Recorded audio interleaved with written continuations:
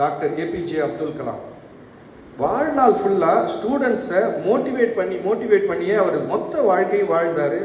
அதே மாதிரி தான் அவரோட பேஷனே அதில் தான் இருந்துச்சு. ஏபிஜே அப்துல் கலாம் ஒரு பார்ன் லீடர், ஒரு இன்பார்ன் லீடர். அதுக்கு பெரிய உதாரணம் சொல்கிறேன். ஏபிஜே அப்துல் கலாம் குடியரசுத் தலைவர் ஆகி குடியரசுத் தலைவர் மாளிகைக்குள்ளார முதல்ல போகிறாரு. அவருடைய அறைக்குள்ளே போகிறப்போ அங்கே ஒரு ஆச்சானுபாகவான ஒரு மனுஷன் நின்றுட்டு ஓடி வந்து அவருடைய கால் ஷூவை கழட்டுறதுக்கு ட்ரை பண்ணுறாரு. கலாம் பதறி போயிடுறாரு. என்ன பண்ணுற நீ, யார் நீ அப்படின்னு கேட்குறாரு.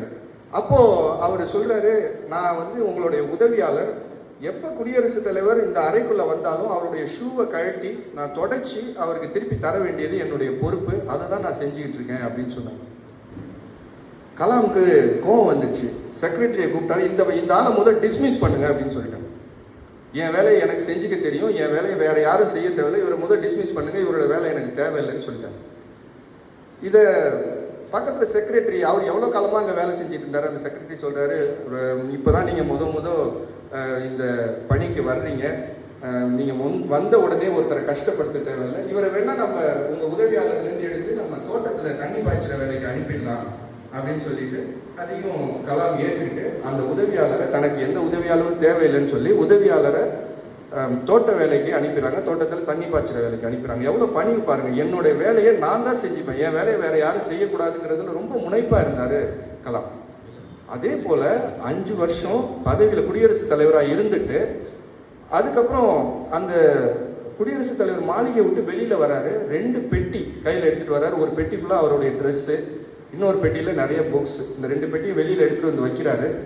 முதல்ல இவரை டிஸ்மிஸ் பண்ணுன்னு சொன்னார் இல்லையா ஒரு உதவியாளர், அவர் தோட்ட வேலை செஞ்சுட்டு அவரை கூப்பிட்டார். இங்கே வான்னு சொல்லிட்டு, நீலாம் இங்கே பர்மனெண்ட்டாக இருக்கிற வேலையாளர், நான் தான் டெம்பரரியாக வந்துட்டு போகிறேன், இதை புரிஞ்சுக்கிறதுக்கே எனக்கு ரொம்ப நாள் ஆச்சு அப்படின்னு சொல்லிட்டு நகைச்சுவை சொல்லிட்டு அப்புறம் என்ன சொல்கிறாருன்னா, ஒரு தண்ணி எடுத்துகிட்டு வந்து இந்த 2 பெட்டி மேலே, அவரை கொண்டு வந்த பெட்டி மேலே ஊற்ற சொல்கிறாரு. கொஞ்ச நேரம் ஒரு செகண்ட் தகைச்சு போகிறான். இருந்தாலும் ஏற்கனவே ஒரு தடவை அனுபவப்பட்டிருக்கான் இல்லையா, அவர்கிட்ட இமீடியட்டாக ஓடி போய் தண்ணி எடுத்துகிட்டு வந்து பெட்டி மேலே ஊற்றிட்டு ஒரு துணியால் சுத்தம் பண்ணுறேன். எல்லாருக்கும் சுற்றி இருக்கிறவங்களுக்கும் ஆச்சரியம், இவர் என்ன தான் பண்ணுறாரு, ஏன் இந்த பெட்டியில் தண்ணி ஊற்றுறாரு அப்படின்னு சொல்லிட்டு எல்லாருக்கும் ஒரு ஆச்சரியம். இப்போ கலாம் சொல்கிறாரு, இந்த குடியரசுத் தலைவர் மாளிகையிலிருந்து ஒரு தூசியை கூட நான் எடுத்துக்கொண்டு வெளியில் போகிறதுக்கு ரெடியாக இல்லை அப்படின்னு சொல்கிறேன். எவ்வளோ நேர்மை பாருங்கள்.